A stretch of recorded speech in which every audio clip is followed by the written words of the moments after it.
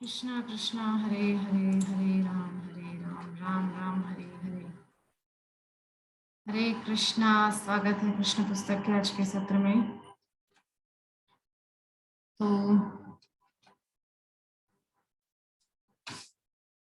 हम 47वें अध्याय पर चर्चा कर रहे हैं, जिसका नाम है गोपियों को श्री कृष्ण का संदेश प्रदान करना।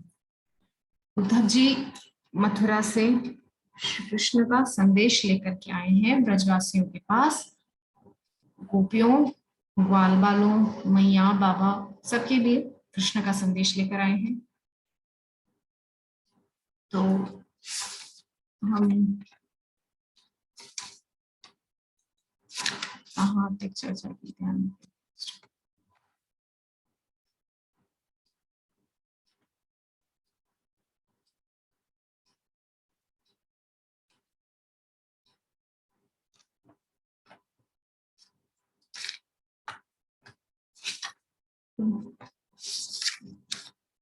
तो गोपियां उद्धव जी से अब थोड़ी नॉर्मल चर्चा करी, क्योंकि अब तक जो है गोपियां श्री कृष्ण का स्मरण कर रही थी, लेकिन श्री कृष्ण को उलाहना दे रही थी कि उन्होंने हमको छोड़कर चले गए वगैरह वगैरह। अब गोपियां कृष्ण की चर्चा कर रही हैं तो अच्छे भाव से कर रही हैं, मतलब कृष्ण का हाल चाल पूछ रही है, कैसे हैं, क्या उनकी दिनचर्या रहती है इत्यादि।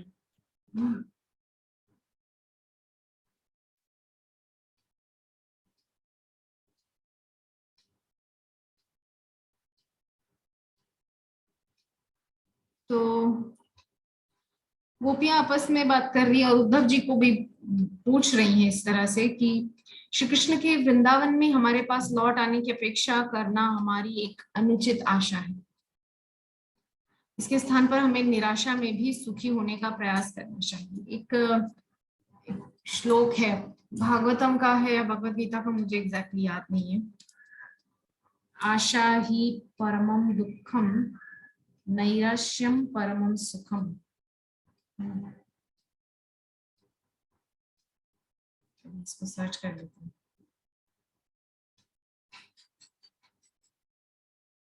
आशा ही परमम दुखम, नैराश्यम परमम सुखम। श्रीमद् भागवतम का है, बहुत ही अच्छा श्लोक है। क्यों अच्छा है? क्योंकि बहुत अच्छा है श्लोक, बिकॉज ये जिसके जीवन से जुड़ा हुआ है ना, उसने आशा में दुख पाया था, लेकिन जब उसने निराशा का आश्रय ले लिया ना, वो सुखी हो गई। कौन है वो है पिंगला वैश्य। वो कैसे? वो ऐसे कि पिंगला जो है प्रत्येक दिन साज श्रृंगार करके, मतलब इंतजार करती रहती थी, वेट करती रहती थी। किसका? कस्टमर्स का, अपने ग्राहकों का, जिनको वो अपने शरीर का सौदा करती थी। तो एक वैश्य जिसका नाम पिंगला है, वो रोज इस तरह से वेट करती रहती। श्लोक में लिखा है कि आशा ही परमम दुखम, नैराश्यम परमम सुखम, यथा संचिद्य कांताश्याम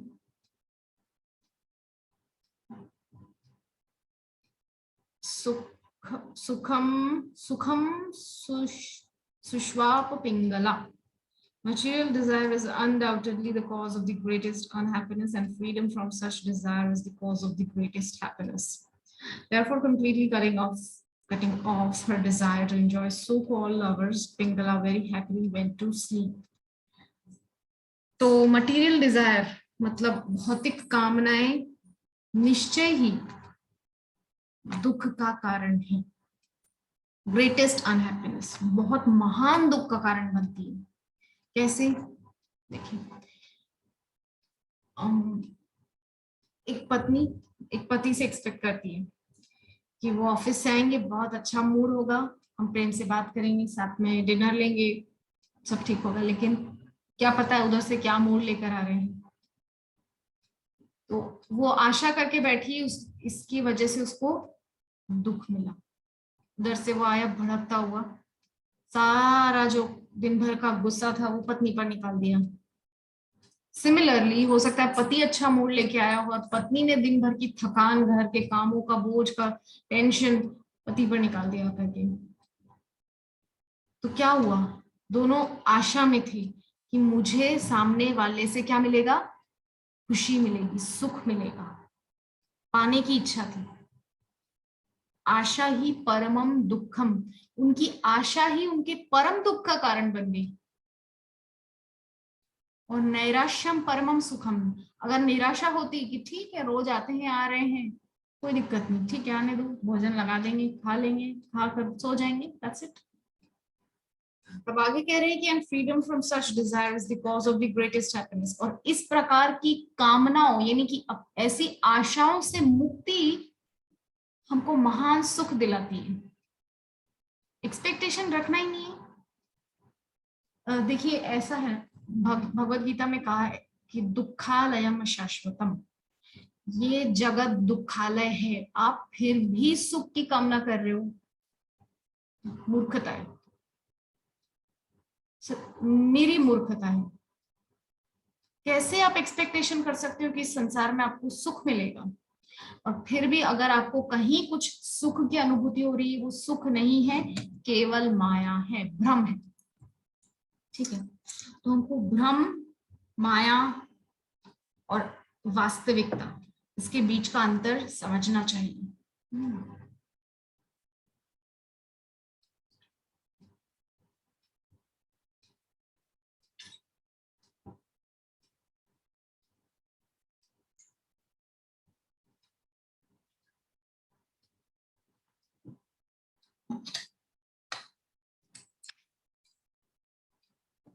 तो आगे कह रहे हैं कि therefore completely cutting off her desire to enjoy so-called lovers, Pingla very happily went to sleep. तो इसलिए पूरी तरह से अपनी आशाओं की डोरियों को तोड़ करके कि मैं अपने कस्टमर्स से पैसा कमाऊंगी देह का सौदा करके, इस आशा की डोरी को उसने तोड़ दिया पिंगला ने, और बड़ी खुशी से जाकर के सो गई। अरे छोड़ो सब चिंता, जाकर के सो गई। तो क्यों एकादश, श्रीमद् भागवतम के एकादश स्कंद के 8वें अध्याय में 44वां श्लोक है, 11:8:44, 44वां श्लोक। क्यों एकादश स्कंद में इसका वर्णन क्यों है? क्योंकि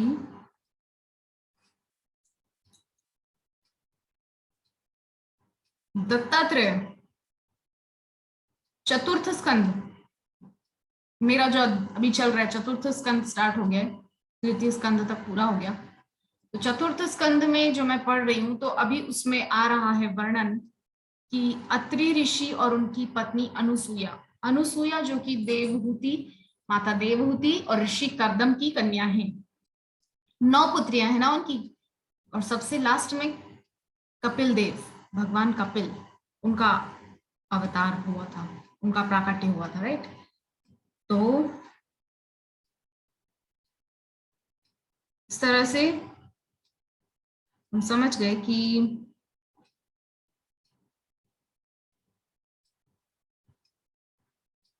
जो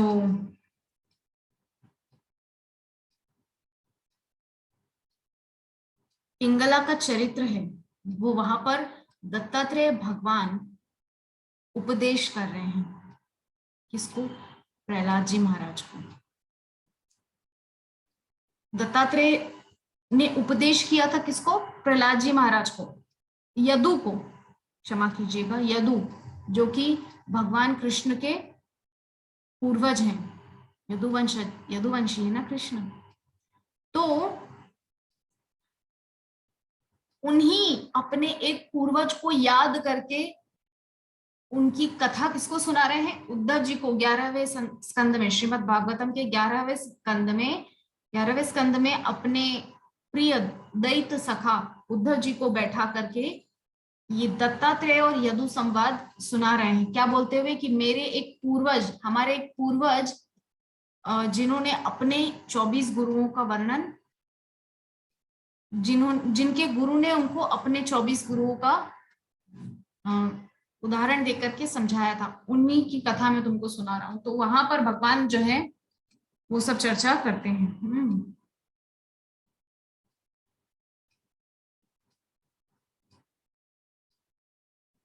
तो हम समझ गए कि ये जो आशा है ये दुनिया में सबसे बड़े दुख का कारण है। आप उम्मीदें छोड़ दो दुनिया में, आप वैसे ही खुश हो जाओगे। सामने वाला आपकी कुछ इच्छा पूरी कर रहा है तो ठीक, नहीं कर रहा तो और ठीक। ठीक है। अच्छा, मैंने 3-4 दिन पहले की क्लास में एक उदाहरण दिया था सनत कुमारों का। एक बार माता पार्वती अपने पति शिव जी के साथ कहीं से गुजर रहे थे, चारों कुमार सामने से आ रहे थे। तो माता पार्वती को क्रोध आ गया कि ये कैसे उद्दंड बालक है, भूतेश्वर त्रिलोकनाथ शिव जी के सामने से गुजर रहे, प्रणाम तक नहीं कर रहे, कैसे उद्दंड बालक है।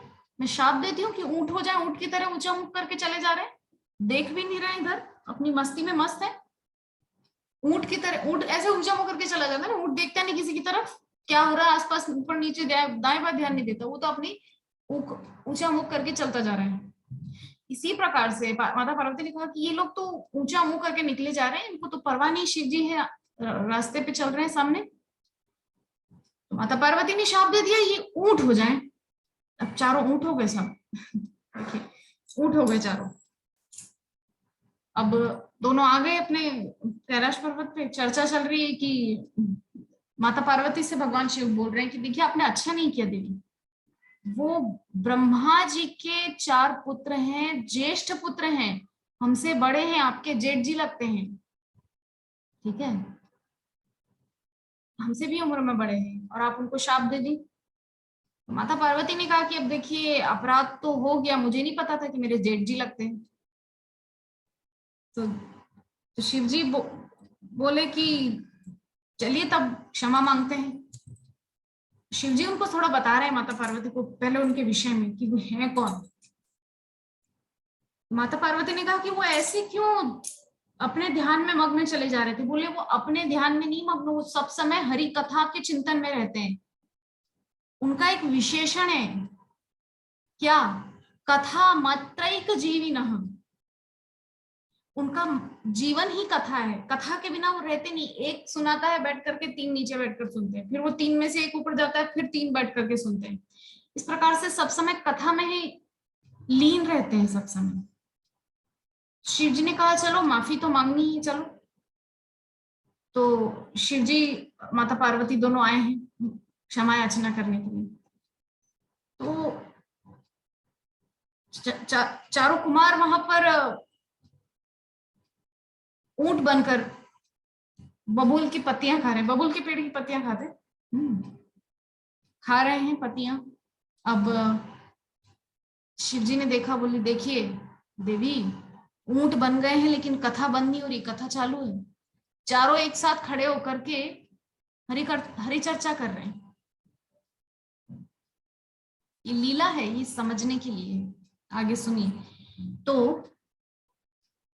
माता पार्वती ने कहा कि मुझे तो पता नहीं था आप जेठ जी लगते हैं, तो क्षमा याचना करने लगी। शिव जी ने कहा कि आप लोग तो सच में परमहंस हैं, ऊंट बन गए हैं लेकिन कथा नहीं छूट रही। चारों भाई तुरंत वापस अपने 5-5 वर्ष की जो उनका चिर स्वरूप है उसमें आ गए, क्योंकि वो तो नित्य मुक्त हैं, वो तो जीवन मुक्त पर वो हैं, परमहंस हैं चतुष कुमार। तो बोल रहे हैं, बोले अरे शिव जी पूछिए मत, बड़ा आनंद है, ऊंट बन गए हैं लेकिन हमको तो बड़ा आनंद आ रहा था, क्योंकि नहाने धोने की जरूरत नहीं, सब समय हम कथा ही करते रहते थे बस। क्योंकि मानव शरीर रहने से तो नहाना पड़ता है ना, 3 बार नहाना पड़ता है।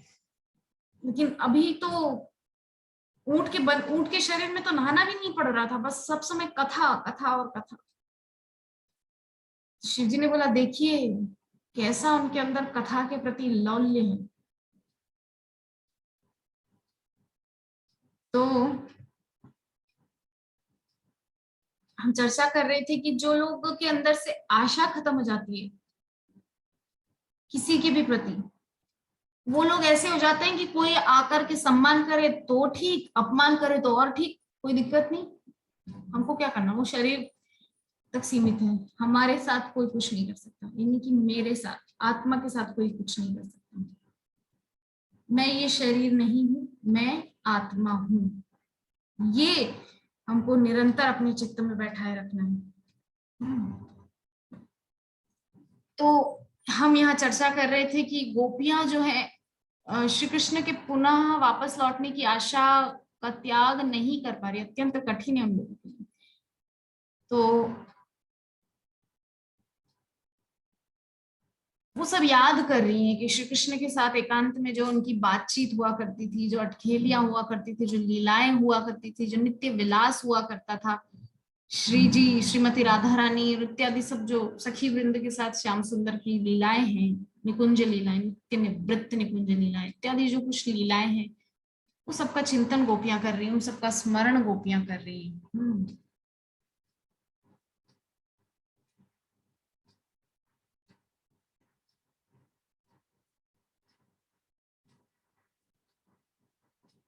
गोपियों ने आगे कहा कि वृंदावन में अभी भी समस्त वैभव व सौभाग्य परिपूर्ण है।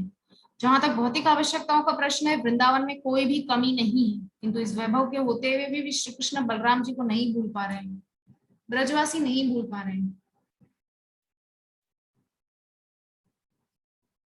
तो श्री कृष्ण की नटखट चाल, टेढ़ी मेढ़ी चाल, क्या श्लोक है,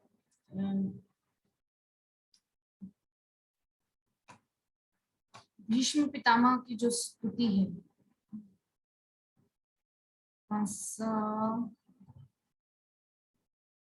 9th चैप्टर, इसमें है 32 से लेकर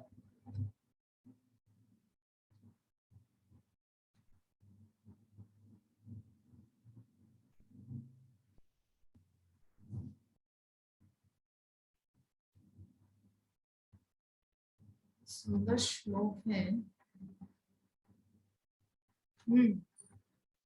प्रथम स्कंद का 9वां अध्याय 40वां श्लोक है, ललित गति विलास वल्गुहास। कृष्ण की जो गति है ना, वो ललित गति है, अट्रैक्टिव, ललित मतलब अट्रैक्टिव, आकर्षक, आकर्षक मूवमेंट्स, अट्रैक्टिव मूवमेंट्स करते हैं कृष्ण, उनकी जो गतियां होती हैं वो आकर्षक है। स्मित हास्य, मंद मुस्काते रहते हैं सब समय, स्वीट, एक मधुर सी मुस्कान उनके मुखारविंद पे छाई रहती है, और टेढ़ा मेढ़ा सा चलते हैं कृष्ण ब्रज की भूमि पर। ललित गति विलास वल्गुहास प्रणय निरीक्षण कल्पितो रुमाना, कृत मनुकृत वत्य उन्मदांधा प्रकृति मगन किल यस्य गोपवद्भ। तो ऐसे श्री कृष्ण को श्री भीष्म पितामह कह रहे हैं कि ललित गति विलास। इस बार जो भीष्म पंचक होता है 5 दिन का, उसमें भीष्म पितामह के द्वारा ये जो स्तुति की गई है, भीष्म स्तुति जिसको कहा गया है, श्रीमद् भागवतम के प्रथम स्कंद में 9वें अध्याय में जो है, कम से कम 11 श्लोकों में वो स्तुति है। तो उस पर एक सेमिनार करने की प्लानिंग है, तो मैं नोट्स तैयार करूंगी जल्द से जल्द, और होपफुली एक बहुत अच्छा सेमिनार होगा भीष्म स्तुति पर। क्योंकि जब मैंने ब्रह्म संहिता का सेमिनार किया था, तो जो कमेंट बॉक्स रहता है उसमें मुझे कमेंट आया था कि माता जी आप भीष्म स्तुति पर भी एक सेमिनार कीजिए। तो मेरी खुद की भी बड़ी इच्छा है, मुझे रिकमेंडेशन भी मिला है सीनियर डिवोटीज से, इसलिए मैं उसको करूंगी जरूर। एक सेवा है। ये सेवा क्या है असल में? ये सेवा है कृष्ण की वाणी की सेवा। मतलब कृष्ण का जो मैसेज है वो हम उनके बच्चों को दे रहे हैं। हम भी उनके बच्चे हैं, लेकिन दूसरे बच्चों को। जैसे उदाहरण, बहुत अच्छा उदाहरण याद आया मुझे, बहुत अच्छा लगता है उदाहरण मुझे। एक एग्जाम्पल कि एक माँ है जो घर में बहुत अच्छा पकवान बना करके भगवान को भोग लगा करके प्रसादी तैयार करके रखी हुई है डाइनिंग टेबल पर सजा करके, ठीक है। और उसके दो बेटे हैं, एक बड़ा बेटा एक छोटा बेटा। तो बड़े बेटे को उसने बोला है कि जाओ बेटा, आपका छोटा भाई जो बाहर में खेल रहा है फ्रेंड्स के साथ में, उसको आप मेरा मेरा मैसेज दो कि हमारी माँ ने बहुत सुंदर प्रसादम तैयार किया है, आओ हम दोनों मिलकर के खा लेते हैं, उस प्रसादम को पा लेते हैं। तो माँ ने मैसेज लेकर बड़े बेटे को भेजा है। अब वो छोटा बेटा मैसेज को सुनकर के आ जाएगा, ठीक है। उसी तरह से ये जो हम छोटे छोटे प्रयास, ये प्रयास दिखने में बहुत छोटे लग रहे हैं, देखने में लोगों को लग सकता है कि हम बहुत तुच्छ प्रयास कर रहे हैं। कितने सब्सक्राइबर्स हैं मेरे? सब्सक्राइबर्स तो अभी 150 सब्सक्राइबर्स भी नहीं हुए हैं। हाँ, कितने मेरे, मुश्किल से 125 सब्सक्राइबर्स हैं मेरे यूट्यूब पर। लेकिन इसका मतलब ये नहीं है कि मैं हार मान जाऊंगी। 129 सब्सक्राइबर देखिए। लेकिन कहने का मतलब ये है कि बहुत से लोग जो फालतू वीडियोस बना करके लोगों का और अपना कीमती वक्त बर्बाद कर रहे हैं, उनके पास मिलियंस ऑफ सब्सक्राइबर्स हैं। लेकिन हम क्या कर रहे हैं? हम एक माँ जो अपने बच्चों की राह देख रही है, या एक पिता अपने बच्चों की राह देख रहा है कि वो खेलने गए थे मृत्युलोक में, बोलकर गए थे कि हम टाइम से आ जाएंगे, हम वापस आ जाएंगे, इतनी इतनी बजे तक वापस आ जाएंगे, लेकिन आए नहीं। तब बड़े बेटे को माँ ने, पिताजी ने भेजा कि जाओ जाकर के उनको बोलो आपको घर आना है, घर पे आपके लिए सब तैयार है, सुंदर प्रसादम है, सब व्यवस्था है, आपको बाहर जाने की जरूरत नहीं है। हाँ, तो वही हम काम कर रहे हैं। हम भगवान के बड़े बेटे के अपने आप को नहीं बता रहे हैं। हम ये कहना चाह रहे हैं कि हम भगवान के उस मैसेज को गुरु परंपरा से लेकर आप लोगों तक पहुंचा रहे हैं कि चलो फिर से अपने उस घर की तरफ, जो कि हमारा शाश्वत घर है, हमारा असली घर है। उस घर तक जाने की कोशिश में आप लोगों को एक कदम अपनी तरफ से आगे बढ़ाना ही होगा। कई बार होता है ना कि बच्चे आ नहीं रहे होते हैं बड़े भाई की बात मानने पर, तब जो बच्चा होता है वो आने लगता है, फिर दोस्त रोक लेते हैं, फिर माँ खुद आती है, हाथ पकड़ करके जबरदस्ती लेकर जाती है, चलो चलो चलो अब और नहीं खेलना है, चलो हाथ मुंह धो फटाफट, प्रसादम तैयार है ना। तो उसी तरह से ये जो भगवान की वाणी है ना, हम उसकी सेवा कर रहे हैं। ये भगवान की वाणी, भगवान का मैसेज है जो हम उनके बच्चों तक उनको देना चाह रहे हैं। हमारे खुद की भी प्योरिफिकेटरी ये प्रोसेस है, प्योरिफिकेशन की प्रोसेस है, हमारा खुद का भी शुद्धिकरण हो रहा है इससे, इसका अध्ययन करने से, इसका प्रवचन करने से।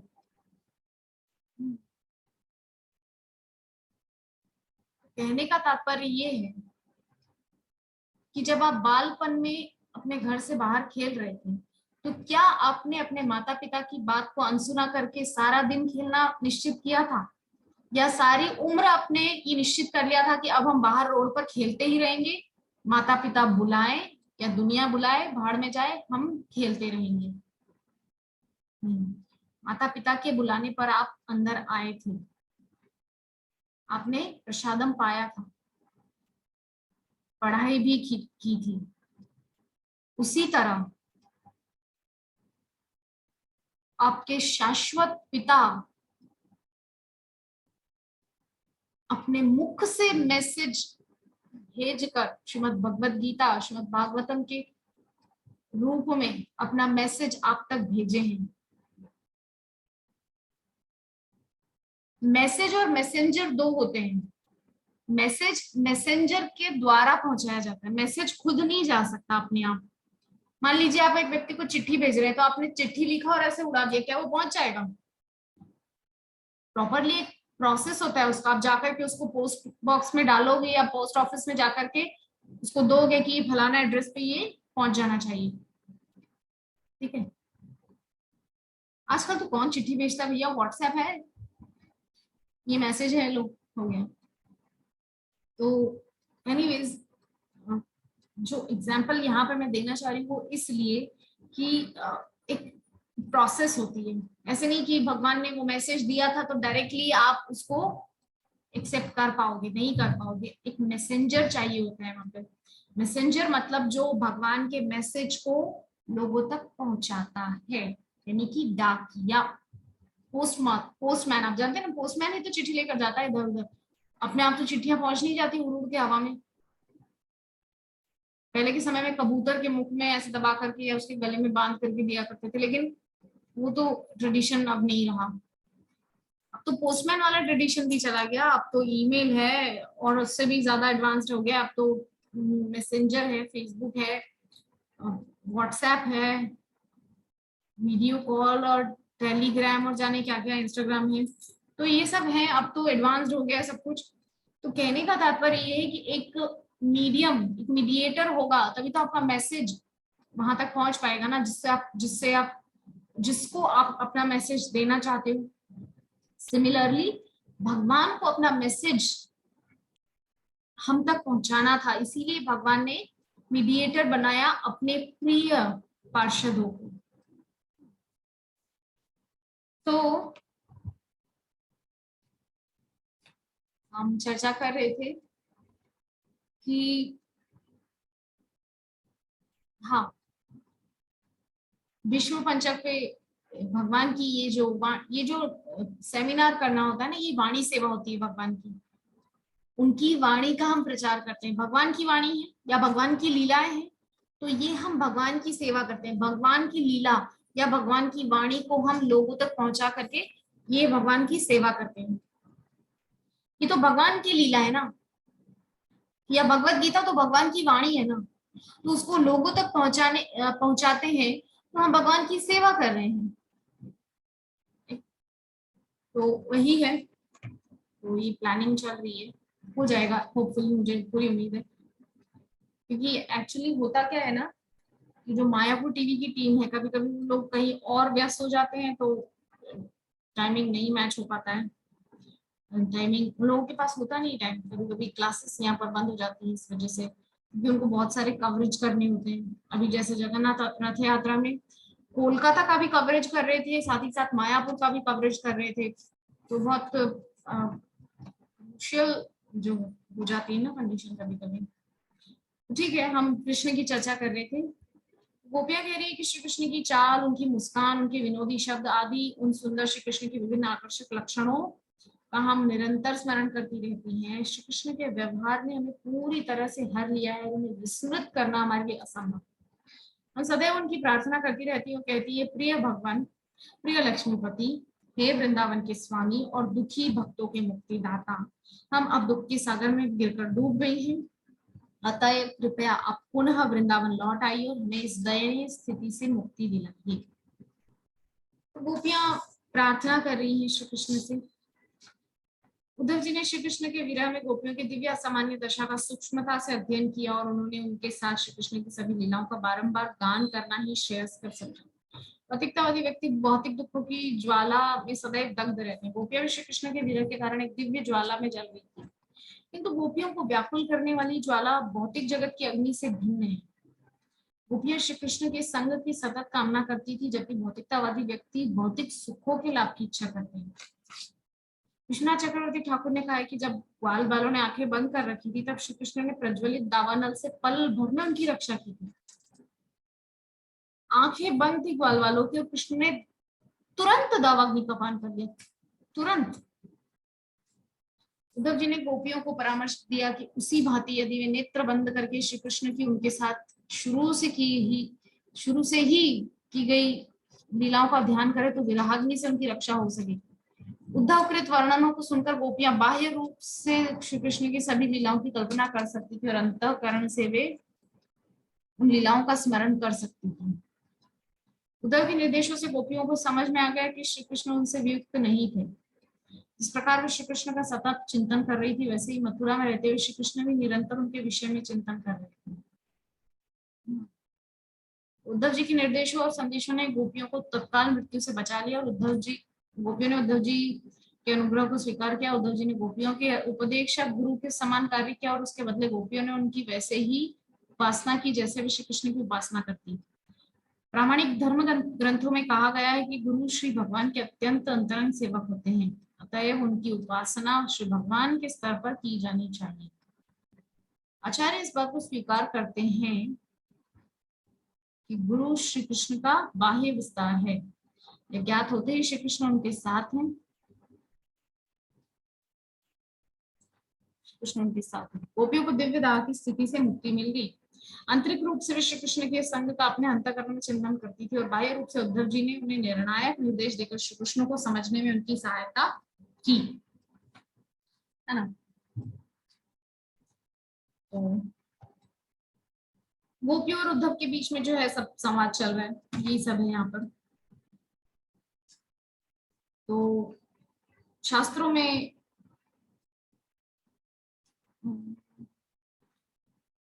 श्री भगवान को अधोक्षज कहा गया, जिसका अर्थ है कि वे इंद्रियातीत हैं।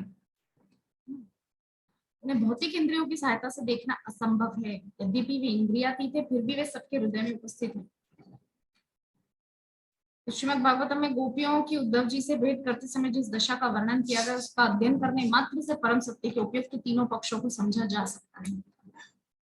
श्रीनिवासाचार्य ने कहा है कि षड गोस्वामी सदैव गोपियों के कार्यकलापों में चिंतन में मग्न रहते थे। श्री चैतन्य महाप्रभु ने भी गोपियों द्वारा श्री भगवान की उपासना की विधि का सर्वश्रेष्ठ विधि के रूप में अनुमोदन किया है। श्री शुकदेव गोस्वामी ने भी कहा है कि गोपियों की श्री कृष्ण से व्यवहार के विषय में उचित स्रोत से सुनने वाला व्यक्ति भक्ति की सर्वोच्च स्थिति को प्राप्त कर लेता है।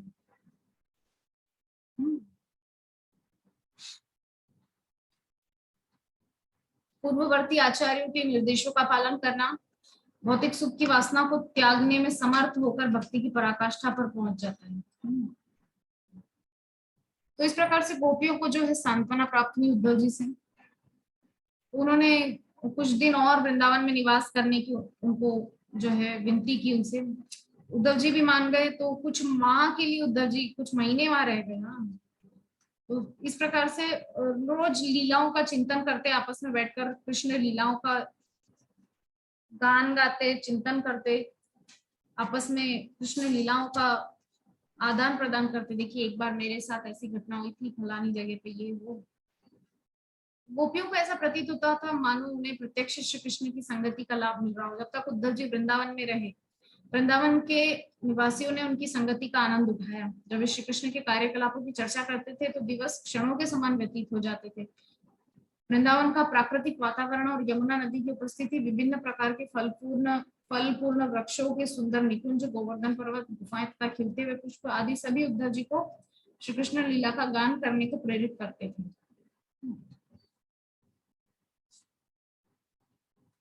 वहां के निवासियों ने उद्धव जी की संगति का उसी तरह आनंद उठाया जिस तरह श्री कृष्ण की संगति का आनंद उठाते थे।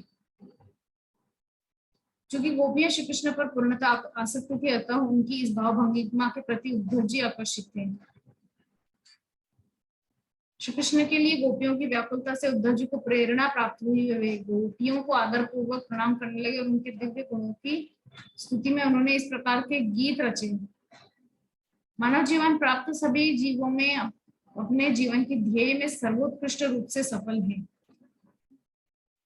उनके विचार पूर्ण रूप से श्री कृष्ण के चरण कमलों में मग्न है। मुक्तिदाता मुकुंद श्री कृष्ण के चरण कमलों पर ध्यान केंद्रित करने का प्रयास महर्षि और हम सभी करते हैं। श्री उद्धव जी ने भगवत गीता में भगवान श्री कृष्ण के निम्नलिखित वचनों की पुष्टि की। तो जैसा यहाँ पर लिखा है कि अगर किसी व्यक्ति ने गोपियों जैसी स्थिति प्राप्त कर ली है तो भगवान ब्रह्मा के रूप में अथवा ब्राह्मण परिवार में जन्म लेना पड़ता है और नहीं ब्राह्मण की भांति दीक्षा लेनी पड़ती है।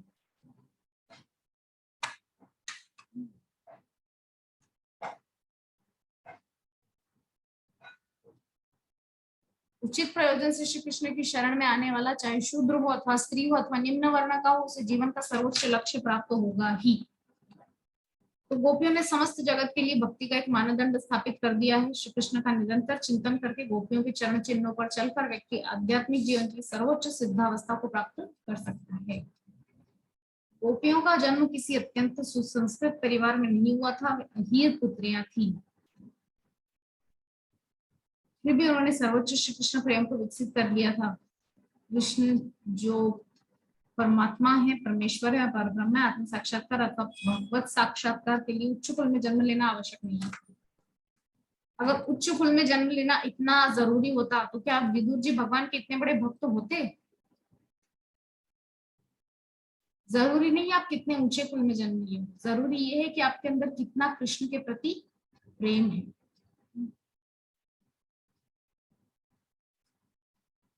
उधर जी आगे कह रहे हैं कि अहीरों के कुल में जन्म लेने पर भी गोपियों को श्री कृष्ण की जो परम कृपा प्राप्त हुई थी वह स्वयं लक्ष्मी जी को भी कभी प्राप्त नहीं हुई। निस्संदेह उन स्त्रियों को भी नहीं प्राप्त हुई जिनके शरीर से कमल जैसी सुगंध निकलती। गोपियां इतनी भाग्यवती हैं कि रास लीला के समय श्री कृष्ण ने स्वयं अपनी भुजाओं से उनका आलिंगन किया था। श्री कृष्ण ने प्रत्यक्ष उनका चुंबन लिया था। गोपियों के अतिरिक्त यह सौभाग्य प्राप्त करना तीनों लोगों में से किसी भी स्त्री के लिए संभव नहीं है। अतः मैं वृंदावन में पौधे अथवा लता के रूप में जन्म लेना चाहता हूँ। तो इसमें जो इतने भाग्यशाली हैं कि गोपियां उन्हें पांव तले रौंदती हैं। गोपियों ने मुक्तिदाता कृष्ण मुकुंद की जिन्हें महर्षि मुनि ढूंढते रहते हैं अत्यंत प्रेम से सेवा की है। उसके लिए गोपियों ने सब कुछ त्याग दिया, अपने परिवार, बच्चे, सखियां, पाड़ पड़ोसी, सास ससुर, एवरीथिंग, माता पिता, सब कुछ की आसक्ति छोड़ दी। उद्धव जी गोपियों की इस स्थिति का महत्व समझते थे, उनके चरणों पर गिरकर उनकी चरण रज को शिरोधार्य करना चाहते थे। किंतु गोपियों ने उनकी चरण रज मांगने का उन्हें साहस नहीं होता था गोपियों से बात करने। तो अभी तो ये अध्याय और भी है, जल्दी कहाँ खत्म होने वाला है। I've been trying for so many days. Anyways, आज तो हो सकता है खत्म। चलिए हम कर देते हैं आज इस अध्याय को पूरा कर देते हैं। गोपियां श्री कृष्ण के प्रति इतनी आकर्षित थी कि जब वे उनकी मुरली का स्वर सुनती थी तो तत्काल अपना परिवार, संतान, सम्मान और स्त्री सुलभ लज्जा को त्याग कर उधर दौड़ जाती थी। देखिए श्री कृष्ण की मुरली का स्वर सुनते ही गोपियां कुछ भी कर रही हो छोड़ के भागती थी उनके पास। कहाँ? श्री कृष्ण के पास चली जाती थी। उनको कुछ ध्यान नहीं रहता था कि वो बीच सड़क पे चल रही, कौन देख रहा है कौन नहीं देख रहा। इसीलिए उद्धव जी जो है वृंदावन की घास का तिनका बनने को तैयार है। आशा महु चरण रेणु जुसाम हंसा वृंदावने किमपि गुल्मलता औषधीनाम यादुस्त्यजम स्वजन मार्च पथम च हित्वा। ये जो एक मिनट मैं श्लोक ढूंढ लेती हूँ। आशा महु चरण रेणु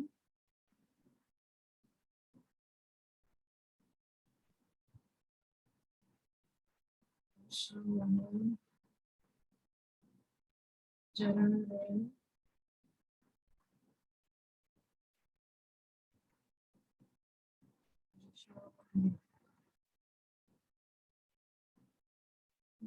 बस 47-61।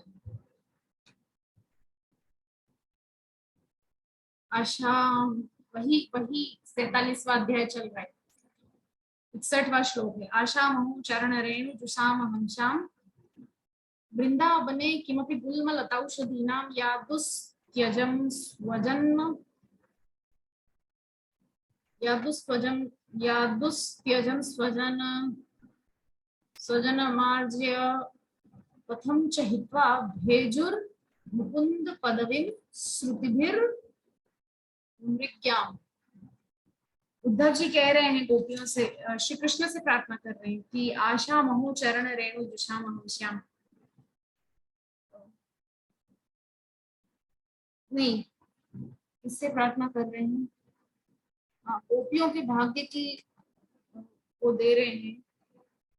The gopis of Vrindavan have given up the association of their husbands, sons, and other family members who are very difficult to give up, and they have forsaken the path of chastity to take shelter of the lotus feet of Mukunda, Krishna, which one should search for by Vedic knowledge. Oh, let me be fortunate enough to be one of the bushes, leaperds, or herbs in Vrindavan, because the gopis trample them and bless them with the dust of their lotus feet. हाँ, उद्धव जी प्रार्थना कर रहे हैं कि ये जो गोपियां हैं इन्होंने क्या कुछ नहीं त्याग किया कृष्ण के लिए, मुकुंद के लिए, जो त्यागना बहुत मुश्किल है वो सब त्याग दिया है गोपियों ने। तो वृंदावन में कुछ दिन रहने के उपरांत उद्धव जी ने श्री कृष्ण के पास लौटने की इच्छा व्यक्त की और नंद महाराज तथा यशोदा जी से जाने की अनुमति मांगी। गोपियों से भी विदा ली, उनको सब भेंट वगैरह दी। अनुमति लेने के पश्चात मथुरा के लिए रथ पर सवार हो गए। जब उद्धव जी जाने के लिए तत्पर थे तब नंद महाराज तथा यशोदा सहित सभी वृंदावन निवासी उन्हें विदा करने के लिए आए और जो भी एक्सपेंसिव, जो मूल्यवान वस्तुएं थी वो भेंट की।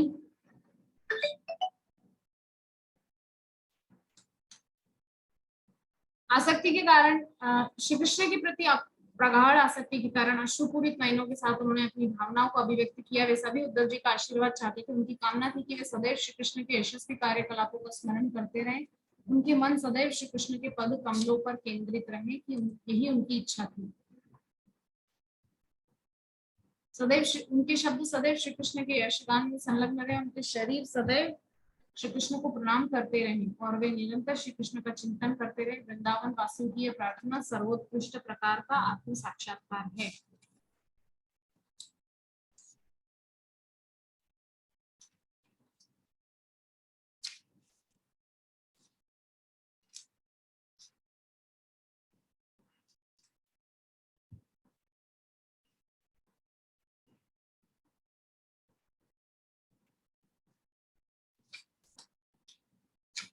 ठीक है, तो वृंदावन के निवासियों ने कहा, भगवत इच्छा तथा अपने कर्म फल के अनुसार हम जहाँ कहीं भी जन्म ले, इससे कोई फर्क नहीं पड़ता, कोई अंतर नहीं पड़ता, किंतु हमारी एकमात्र प्रार्थना है कि हम केवल कृष्ण भावनामृत में संलग्न रहें। भगवान श्री कृष्ण के शुद्ध भक्त कभी भी स्वर्ग या वैकुंठ अथवा गोलोक वृंदावन गमन की कामना नहीं करते, क्योंकि अपनी व्यक्तिगत संतुष्टि के हेतु उनकी कोई इच्छा नहीं होती है। शुद्ध भक्त स्वर्ग और नरक को एक समान समझता है। श्री कृष्ण के बिना स्वर्ग भी नरक के सदृश है और श्री कृष्ण के साथ नरक भी स्वर्ग है। जब उद्धव जी का वृंदावन के शुद्ध भक्तों द्वारा समुचित आदर कर लिया गया तब वे अपने स्वामी के श्री कृष्ण के पास मथुरा लौट आए। भगवान श्री कृष्ण और बलराम जी के सम्मुख सादर प्रणाम करके वृंदावन के निवासियों के अद्भुत भक्तिमय जीवन का वर्णन करने लगे। तो वृंदावन के वासियों ने उन्हें जो भी उपहार दिए थे वे सब उद्धव जी ने श्री कृष्ण के पिता वसुदेव जी तथा श्री कृष्ण के नाना हुसैन जी को अर्पित कर दिए। और इस प्रकार आज बहुत दिन से जो हमारा अध्याय चल रहा था, 43वां अध्याय, गोपियों को श्री कृष्ण का संदेश प्रदान करना, जो 47वां अध्याय था, इसका भक्ति वेदांत तात्पर्य पूर्ण हो। कल से हम लोग 48वां अध्याय शुरू करेंगे। अब अध्याय तो सभी बड़े ही, लेकिन हाँ, ये जो अध्याय इतना बड़ा नहीं, हम लगभग 2 दिन में इसको पूरा कर सकते हैं।